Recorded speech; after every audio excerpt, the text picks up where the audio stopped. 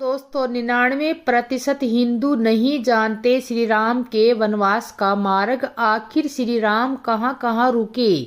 14 वर्ष के वनवास में श्री राम प्रमुख रूप से 14 जगह रुके। देखिए वनवास का मार्ग। भगवान श्री राम को 14 वर्षों का कठोर वनवास मिला था। इसके अनुसार उन्हें केवल वनों में रहना था तथा उनका किसी भी नगर में जाना प्रतिबंधित था। श्री राम ने अपने वचन का भली भांति पालन किया। उन्होंने 14 वर्षों तक अपनी पत्नी सीता तथा भाई लक्ष्मण के साथ वनवासियों की भांति जीवन व्यतीत किया। इस दौरान वे भारत के उत्तरी तट से लेकर दक्षिणी तट तक गए। ऐसे में बहुत लोग यह जानना चाहते हैं कि 14 वर्ष के वनवास में राम कहाँ कहाँ रहे। इसलिए आज के इस लेख में हम आपको भगवान राम वनवास मार्ग बताएंगे। यह अयोध्या के तमसा नदी के घाट से शुरू होकर श्रीलंका के नुआरा एलिया पर्वत श्रृंखला तक जाता है। जब भगवान श्री राम को ककई के रचे षड्यंत्र के तहत 14 वर्ष का वनवास मिला तो उन्होंने अपने पिता दशरथ के वचन को अपना धर्म बना लिया था। इस धर्म के तहत उन्हें 14 वर्षों तक किसी भी नगर में पैर तक नहीं रखना था। साथ ही ना ही किसी तरह से राजसी या नगरीय सुख सुविधा का लाभ उठाना था। उन्हें 14 वर्षों तक वनों में रहकर कंदमूल का सेवन करना था और वनवासी की तरह जीवन यापन करना था। ऐसे में श्री राम 14 वर्षों तक वनों में ही रहे, लेकिन वे एक जगह नहीं रुके। उन्होंने उत्तर भारत से लेकर दक्षिणी भारत तक की यात्रा। अंत में वे रावण से युद्ध करने के लिए समुद्र पार लंका पहुंच गए। इसलिए आज के इस लेख में हम आपको केवल 14 वर्ष के वनवास में राम कहाँ कहाँ रहे यह नहीं बताएंगे, बल्कि वे जहाँ जहाँ भी रुके वहाँ उन्होंने क्या कुछ किया और कितने दिनों तक रहे इत्यादि की जानकारी देंगे। नंबर 1, तमसा नदी। सबसे पहले अयोध्या से विदा लेने के पश्चात भगवान राम रथ में बैठकर आर्य सुमंत के साथ तमसा नदी के तट पर पहुंचे। वहां तक अयोध्या की प्रजा भी उनके साथ आई। प्रजा उन्हें अकेले जाने देने को लेकर तैयार नहीं थी तथा उनके साथ चलने की जिद के लिए बैठी थी। इसलिए उस रात श्री राम ने अपना डेरा तमसा नदी के तट पर ही डाला था। वे सूर्योदय से पहले अयोध्या को प्रजा को बिना जगाए सीता लक्ष्मण तथा सुमंत के साथ कौशल देश की नगरी से बाहर निकल गए। नंबर 2, श्रृंगवेरपुरी नगरी। इसके पश्चात वे अपने मित्र निषाद राजगुह की नगरी में श्रृंगवेरपुर के पास के वनों में पहुंचे तथा वहीं एक दिन के लिए विश्राम किया। उनके मित्र गुहू ने उनका बहुत आदर किया। अगले दिन उन्होंने सुमंत को रथ में लेकर वापस अयोध्या लौट जाने का आदेश दिया। वहां से आगे पैदल ही यात्रा करने का निर्णय लिया। फिर उन्होंने केवट के सहारे गंगा नदी को पार किया तथा उस पार कुरई गांव उतरे। नंबर 3, श्री राम वनवास मार्ग का पहला पड़ाव प्रयागराज था। ऐसे में गंगा पार करके श्री राम सीता लक्ष्मण तथा निषाद राजगुह के साथ प्रयाग चले गए। वहां उन्होंने त्रिवेणी की सुंदरता को देखा तथा आगे मुनि भारतराज के आश्रम पहुंचे। यहाँ उन्होंने मुनि भारतराज से अपने रहने के लिए उत्तम स्थान पूछा, जिन्होंने यमुना पार चित्रकूट को उत्तम बताया। नंबर 4, इसके पश्चात श्री राम ने अपने मित्र निषाद राजगुह को भी वहां से वापस अपनी नगरी लौट जाने का आदेश दिया। इसके बाद वे माता सीता व लक्ष्मण के साथ यमुना पार करके चित्रकूट चले गए। चित्रकूट पहुंचते ही उन्होंने वाल्मीकि आश्रम में उनसे भेंट की तथा तथा गंगा की धारा मंदाकिनी नदी के किनारे अपनी झोपड़ी बनाकर रहने लगे। यहीं पर उनका भरत से मिलन हुआ था। जब भरत अयोध्या के राज परिवार सभी गुरुओं मंत्रियों के साथ श्री राम को वापस लेने पहुंचे थे, परंतु श्री राम ने वापस लौटने से मना कर दिया। इसके कुछ समय पश्चात श्री राम चित्रकूट को छोड़कर चले गए। उन्हें डर था कि अब अयोध्या की प्रजा यहाँ निरंतर आती रहेगी, जिससे ऋषि मुनियों के ध्यान में बाधा पहुंचेगी। अब सभी के मन में यह प्रश्न उठ रहा होगा कि चित्रकूट में राम कितने दिन रहे। बहुत लोग आपको इसका उत्तर 10 से 12 वर्ष देंगे तो गलत है। वह इसलिए क्योंकि भरत के जाने से कुछ समय के बाद ही श्री राम ने चित्रकूट को छोड़ दिया था। ऐसे में वे चित्रकूट में कुछ महीने ही रहे थे और उसके बाद वहां से चले गए थे। नंबर 5, दंडकारण्य। राम वनवास मार्ग में दंडकारण्य ही वह जगह है जहां श्री राम ने अपना सर्वाधिक समय व्यतीत किया था। हालांकि उन्होंने एक जगह स्थायी आवास न बनाकर अलग अलग जगहों पर रहना चुना था। दंडकारण्य के वनों में पहुंचकर सर्वप्रथम उन्होंने ऋषि अत्रि तथा माता अनसुया के उनके आश्रम में जाकर भेंट की। माता अनसुया से माता सीता को कई बहुमूल्य रत्न आभूषण तथा वस्त्र प्राप्त हुए। ऋषि अत्रि से ज्ञान पाकर वे आगे बढ़ गए। इसके पश्चात उनका विराट राक्षस से सामना हुआ जिनका उन्होंने वध किया। तब से वे सरभंग ऋषि से मिले जिनकी मृत्यु समीप ही थी। श्री राम के भेंट के पश्चात ऋषि सरभंग ने अपने प्राण त्याग दिए तथा प्रभु धाम में चले गए। इसके पश्चात भगवान राम दंडकारण्य के वनों में घूम घूम कर राक्षसों का अंत करने लगे। प्रभु श्री राम ने अपने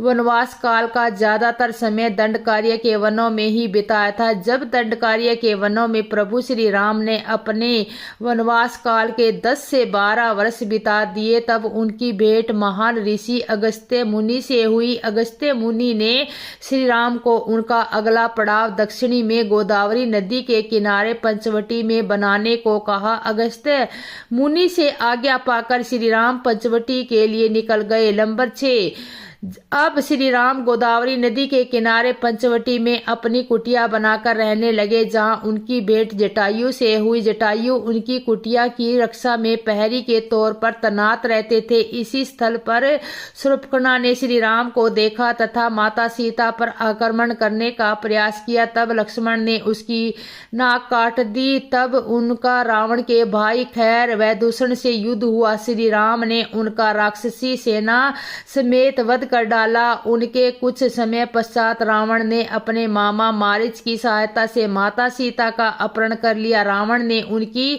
सुरक्षा में तैनात जटायु का भी वध कर डाला। भगवान श्री राम तथा लक्ष्मण माता सीता को ढूंढते हुए वहां से निकल गए। बहुत से लोग ये भी जानना चाहते हैं कि पंचवटी में राम कितने दिन रहे। ऐसे में इस प्रश्न का उत्तर 1 से 2 वर्ष है, क्योंकि आखिर का 1 वर्ष तो उन्हें राम से लड़ने में ही लग गया था। मंगत ऋषि का आश्रम। नंबर 7, माता सीता की खोज करते हुए सर्व तीर्थ में श्री राम जटायु से मिले और मरणास्तर स्थिति में थे। उन्होंने श्री राम को बताया कि रावण माता सीता को अपने पुष्प विमान में बिठाकर दक्षिणी दिशा में ले गया है। इसके बाद उन्होंने जटायु का अंतिम संस्कार किया तथा आगे बढ़ गए। आगे चलते हुए उनकी भेंट कमंद राक्षस से हुई जिनका उन्होंने वध किया। इसके पश्चात उसने माता सबरी की कुटिया का पता दिया। इसके पते पर अनुसार भगवान राम मंगत ऋषि के आश्रम में माता सबरी की कुटिया में पहुंचे। वहां उन्होंने सबरी के दिए जूठे बेर खाए तथा सबरी ने उन्हें किसिदा के राजा बाली के छोटे भाई सुग्रीव का पता बताया। नंबर 8, ऋषिमुख पर्वत।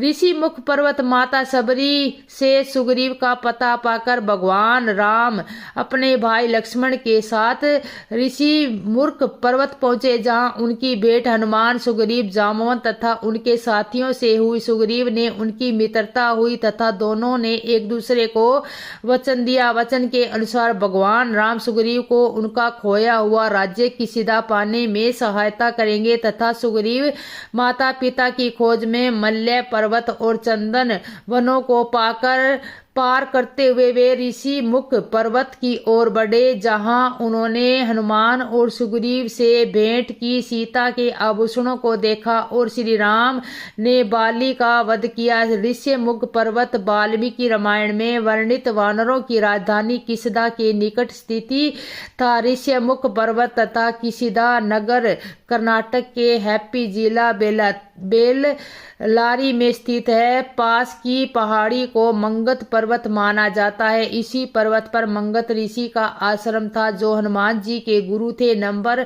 55 गिरी पर्वत। भगवान श्री राम के द्वारा बाली का वध हो चुका था।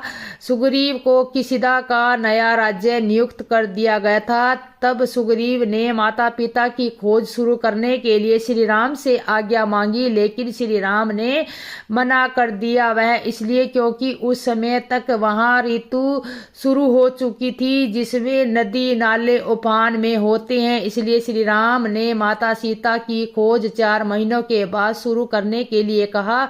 श्री राम वनवास मार्ग के यह 4 महीने उनके लिए सर्वाधिक कष्टदायी थे। इस दौरान वे किष्किंधा के निकट प्रवसन गिरी पर्वत पर रहे थे, क्योंकि वचन के अनुसार उनका नगर में प्रवेश करना मना था। इसी कारण सुग्रीव का राज्याभिषेक करने भी किष्किंधा नगरी लक्ष्मण गए थे, ना कि श्री राम। नंबर 10 रामेश्वरम। 4 माह के पश्चात जब माता सीता की खोज प्रारंभ हुई, तब हनुमान ने लंका में उन्हें ढूंढ निकाला। श्री राम को इसकी सूचना दी गई तथा वे संपूर्ण वानर सेना के साथ रामेश्वर में पहुंच गए। इस स्थल का नाम भी उन्होंने समय दिया, क्योंकि यहाँ उन्होंने शिवलिंग की स्थापना की थी, जिसे उन्होंने राम का ईश्वर बताया। इसलिए इस स्थल का नाम रामेश्वर पड़ा। वहां से उन्होंने वानर सेना की सहायता से समुद्र पर 100 योजन का पुल बनाया। यह भारत के धनुषकोडी से शुरू होकर श्रीलंका के मन्नार द्वीप को जोड़ता था। इसके पश्चात इस राम सेतु की सहायता से भगवान श्री राम वानर सेना के साथ लंका चले गए। रामेश्वर समुद्र तट एक शांत समुद्र तट है और यहाँ का चिचकता पानी तैरने और सनबैदित के लिए आदर्श है। रामेश्वर प्रसिद्ध हिंदू तीर्थ केंद्र है। महाकाव्य रामायण के अनुसार भगवान राम श्रीलंका ने लंका पर चढ़ाई करने से पहले यहाँ भगवान शिव की पूजा की थी। रामेश्वर का शिवलिंग श्री राम के द्वारा स्थापित शिवलिंग है। नंबर 11 नुवारा एलिया पर्वत श्रृंखला। रावण का महल लंका के बीच में स्थित था।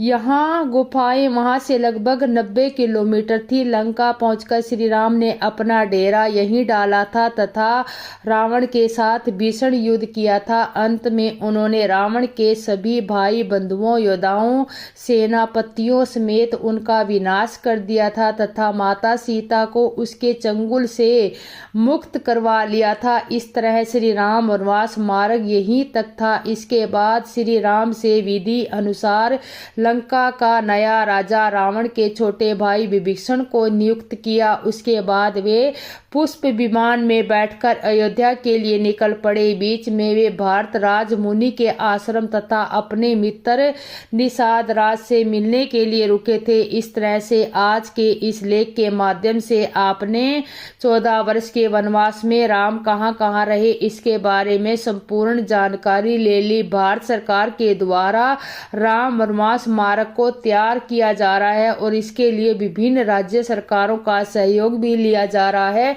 कुछ समय बाद भक्तगण भगवान श्री राम के इसी वनवास मार्ग की सुगम और आनंदमय यात्रा कर सकेंगे।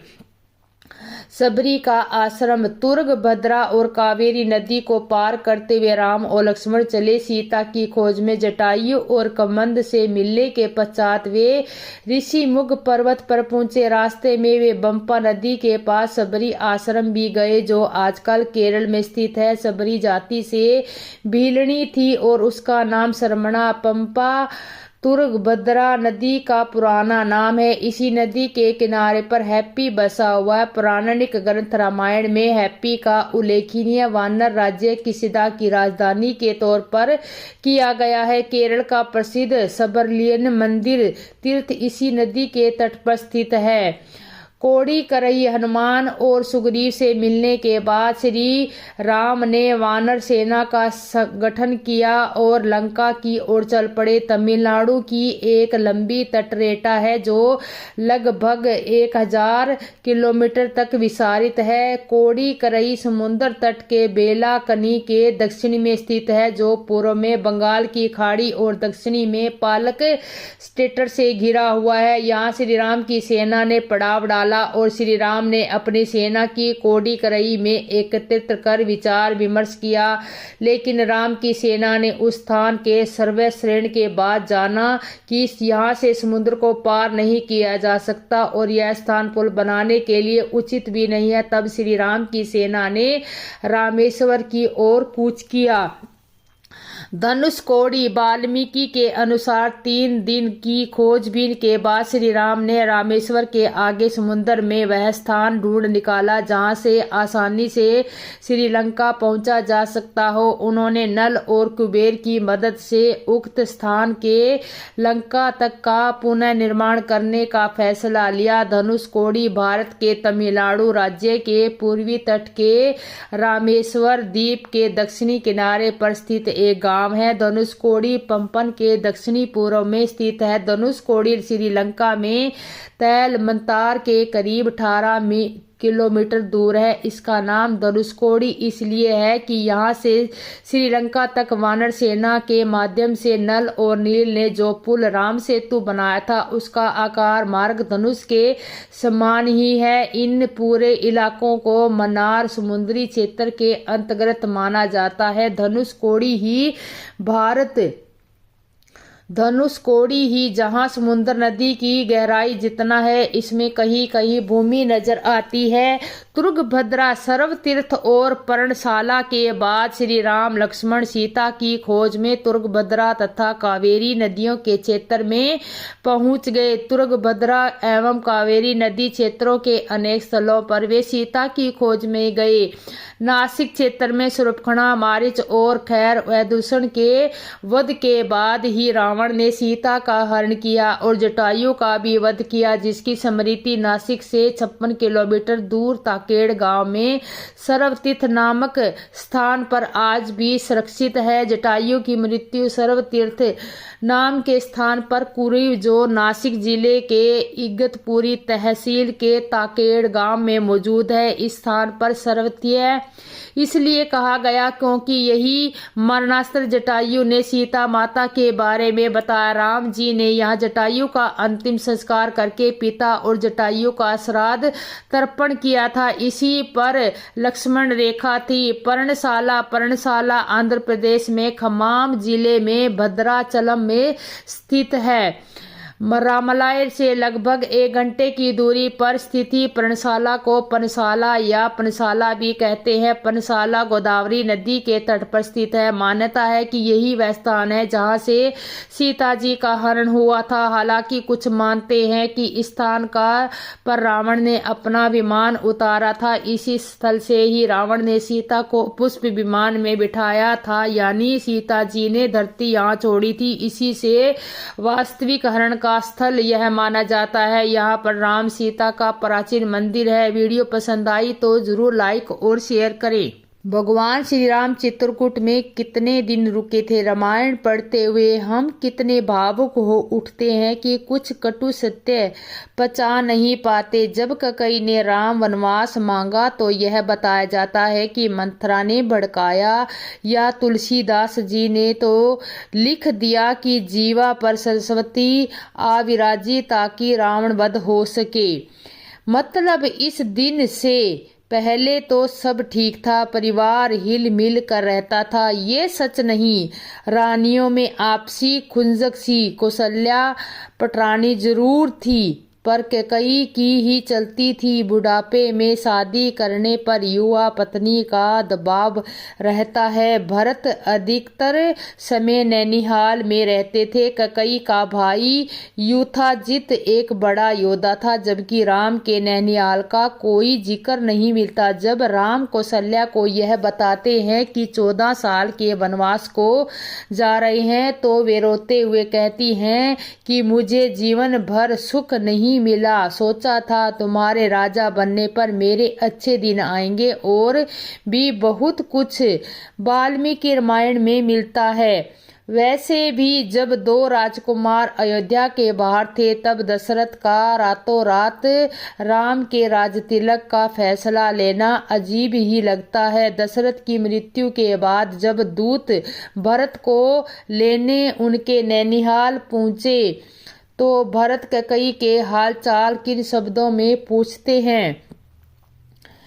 कहने का मतलब यह है कि जब राम अयोध्या से निकले तब उनको पता नहीं था कि भरत आगे क्या नीति अपनाएंगे। उनको अपने माता पिता की सुरक्षा की भी चिंता रही होगी, इसलिए उन्होंने निषाद राजगुह से कहा कि उन तक अयोध्या के समाचार भेजते रहे और वो खुद चित्रकूट में जाकर रुके। चित्रकूट अयोध्या से बहुत दूर भी नहीं है। अगर राम को पता चलता कि भरत अयोध्या वासियों पर अत्याचार कर रहे हैं या माता पिता से सही व्यवहार नहीं कर रहे तो हो सकता है वो कुछ करते। एक बार बीहड़ जंगल में प्रवेश करने के बाद अयोध्या से समाचार पाना मुश्किल था, पर भरत ने सज्जनता का अप्रतिम उदाहरण प्रस्तुत किया और समय राम से मिलकर वापस अयोध्या चित्रकूट पहुंचे। चित्रकूट भरत मिलाप के लिए प्रसिद्ध है। उधर एक मंदिर भी बना हुआ है जिस जगह राम भगत का मिलाप हुआ था। भरत ने अयोध्या लौटते ही राम दूसरे ही दिन चित्रकूट के आगे बढ़ गए, क्योंकि अयोध्या की तरफ निश्चित हो चुके थे। कुछ मानते हैं 11 साल, वो सही नहीं है। मैं चित्रकूट में 2 बार जा चुका हूँ। अगर आप मेरी तरफ श्री राम भगत है तो उन गुफाओं में आपका शरीर रोमांचित हो जाएगा जिधर कभी समय भगवान निवास करते थे। श्री राम ने खैर और दूषण सहित कितने राक्षसों का अकेले ही पंचवटी में वध किया। श्री रामचरितमानस के अनुसार राम अकेले ही उन विकट भयंकर राक्षसों से लड़ते हैं और लक्ष्मण को सीता को दूर ले जाने के लिए कहते हैं। राम जी को देखकर दुष्ट दानव खैर भी मोहित हो जाता है और दुष्यंत को बोलता है कि बालक वध लायक नहीं है, चाहे इन्होंने हमारी भगनी को कुरूप कर दिया है, इसलिए इनकी स्त्री को ले लो और इनको जिंदा रहने दो। बताओ, हाँ इनको छोड़ देंगे, इनकी स्त्री को ही रख लेंगे। फिर दोनों तरफ तुमुल युद्ध प्रारंभ होता है, क्योंकि राम इस तरह के पदहर्ष को ठुकरा देते हैं। अर्थात 14,000 राक्षसों के ढेल से अकेले राम भिड़े हुए हैं और राम जी को अकेला देखकर देवता लोग डर रहे हैं कि कैसे अतुलित बलशाली इतने भयंकर राक्षसों को कैसे प्रभु श्री राम अकेले ही सामना करेंगे। जब रघुनाथ समर रिपु जिये सुर, जब मंदाकिनी नदी के तट पर बसा चित्रकूट धाम भारत के सबसे प्राचीन तीर्थस्थलों में से एक है। कहते हैं यहाँ भगवान राम 14 वर्ष के वनवास के दौरान माता सीता और अनुज लक्ष्मण के संग 14 वर्ष के लिए दिन बिताए थे। श्री राम को कितना दिन का वनवास हुआ था? श्री राम को कुल 14 साल का वनवास हुआ था। घटना को सरल रूप से समझो। अयोध्या में राजतिलक से ठीक पहले कैकेयी ने 2 वरदान मांगे। पहला भरत को राजा बनाना, दूसरा राम को 14 वर्ष का वनवास भेजना। राजा दशरथ मजबूर थे, इसलिए राम, सीता और लक्ष्मण तीनों वन चले गए। 14 वर्षों का समय कैसे बीता? वनवास के दौरान ऋषि मुनियों के आश्रमों में रहना, राक्षसों से रक्षा करना, पवित्र स्थलों पर धर्म की रक्षा करना जैसे कई कठिन अनुभवों से गुजरना पड़ा। इसी वनवास काल में सीता माता का हरण हुआ, रावण से युद्ध हुआ और अंत में लंका विजय के बाद राम अयोध्या लौटे। श्री राम को कुल 14 वर्ष का वनवास मिला था। वनवास पूरा होने के बाद वे अयोध्या लौटे और राज्याभिषेक हुआ, जिसे राम राज्य की स्थापना माना जाता है। श्री राम के वनवास में कितने दिन रहे? माना जाता है कि वनवास के दौरान भगवान राम को सर्वप्रथम अपना आश्रम तमसा नदी के तट पर, जो अयोध्या से 20 किलोमीटर की दूरी पर स्थित है, पर बनाया और इनके बाद उन्होंने गोमती नदी पार की और श्रृंगवेर पहुँचे, जो कि निषाद का राज्य था, और वहाँ के राजा निषाद भगवान राम के मित्र थे, साथ ही उन्होंने परम भगत थे। श्रृंगवेरपुर निषाद राज की राजधानी भी थी। चित्रकूट घाट, इसके पश्चात भगवान राम चित्रकूट पहुँचे, जो कि संगम पर यमुना के पास स्थित है। यही वह जगह है जहाँ राम भरत मिलाप हुआ था और भगवान राम के ने भरत को अपने चरण पादुका दी, जिसे भरत अयोध्या के राज सिंहासन पर रखकर भगवान राम के सेवक के रूप में 14 वर्ष तक अयोध्या का राज का संभाला। अत्रि ऋषि का आश्रम। चित्रकूट के पश्चात भगवान राम अत्रि ऋषि के आश्रम पहुँचे। अत्रि ऋषि का आश्रम सतना जिले में मध्य प्रदेश में स्थित है। यहाँ पर भगवान राम ने कुछ समय व्यतीत किया। भगवान राम द्वारा अत्रि ऋषि के आश्रम के आसपासों में रहने वाले कई राक्षसों का संहार किया और वहाँ के ऋषि मुनियों को राक्षसों से मुक्ति दिलाई। चित्रकूट में व्यतीत किया। तत्पश्चात माता सीता की खोज तथा रावण मरण तक किसा 5 मास तथा लंका में व्यतीत किया एवं चित्रकूट आने पर पूर्ण संपूर्ण उत्तर भारत के विभिन्न ऋषियों मुनियों के दर्शन लाभ प्राप्त हुए। वन में जो होता है कंदमूल और फल, यही सेवन करते हैं। आजकल कुछ लोग किसी एक कद को कद फूल मल के नाम से बेच रहे हैं श्री राम के नाम पर, लेकिन कंदमूल का फल तीनों अलग अलग होते हैं। जमीन के अंदर कद, जमीन के ऊपर मूल और वृक्षों पर फल होते हैं। 14 वर्ष हिंदी कैलेंडर के अनुसार एक वर्ष में दिन होते हैं 360। हर 3 वर्ष में एक अधिक मास पड़ता है, जिसे लोद या लीप ईयर कहते हैं। पहले तो हिंदू सनातन संस्कृति में बोलने के लिए सभ्य शब्द होते हैं, उनको सीख कराइए, फिर बताइए। आपको रामायण की छोटी छोटी बातें व्यतीत करना, याद रखना, लिखना सीखे, भटकना नहीं। श्री राम ने पंचवटी में सबरी के हाथ से बेर का सेवन किया था। सबरी ने भगवान राम के आगमन का इंतजार करते हुए उनके लिए उन सबसे मीठा और सुगंधित बेर चुनकर प्रदान किया था। और भगवान श्री राम ने कितने वर्षों तक राज्य किया था? श्री राम जी का जन्म कितने वर्ष पहले हुआ था? क्या श्री राम जी का जन्म आदि मानवों से पहले हुआ था? वैसे इस प्रश्न का सही उत्तर तो बहुत से लोग दे चुके हैं, लेकिन एक गणित और ज्योतिषी होने के नाते मैं अपनी कुछ टिप्पणी जोड़ कर देता हूँ। यहाँ पर समय का हिसाब हमेशा से तारों और ग्रहों से ही लिया जाता रहा है। आज भी दिन और रात सूर्य के उदय और अस्त से ही देखी जाती है। इसी क्रम के बदले मौसम भी आसमान में उदित नक्षत्रों को देखकर आसानी से पता लगाए जा सकते हैं। यानी अगर किसी के समय का पता लगाना है तो उस समय की आकाशीय स्थिति के अनुमान आसानी से लग जाता है। इसलिए पौराणिक ग्रहों गाथाओं, भिन्न चित्रों, गुफाओं से मिले चित्र आदि देखकर उसमें बताई तारों की स्थिति देखकर कई बार उनके समय को आंका जाता रहा है। यह एक वैज्ञानिक रूप से सटीक तरीका है समय निकालने का, क्योंकि सभी चीज़ों की कार्बन डेटिक नहीं हो सकती। श्री राम के विषय में सबसे पौराणिक ग्रंथ वाल्मीकि रामायण कृत में ही है।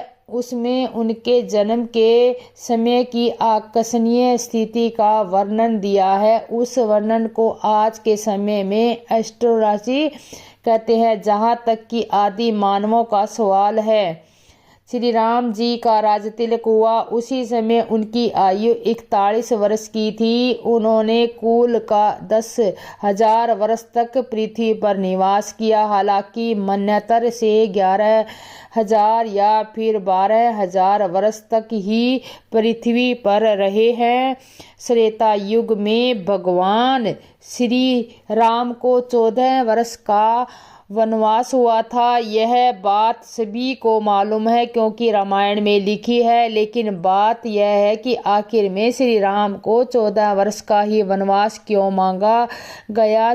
15 वर्ष का भी मांगा जा सकता था, 13 वर्ष का भी मांगा जा सकता। भरत की माता कैकेयी ने 14 वर्ष का वनवास इसलिए मांगा कि त्रेता युग में अपने राज्य से जो व्यक्ति 14 वर्ष दूर रहता है तो उनका दावा नहीं रहता, वापस लेने की कोशिश नहीं करता, ऐसा व्यक्ति आगे चल कर के उस राज्य का राजा नहीं बन सकता, अर्थात दावा नहीं कर सकता। यही बात द्वापर में 14 वर्षों के बजाय 13 वर्ष हो गए। जो दुर्योधन ने चल चल कर पांडवों से 12 वर्ष का वनवास, 1 वर्ष का अज्ञात वर्ष मांगा था।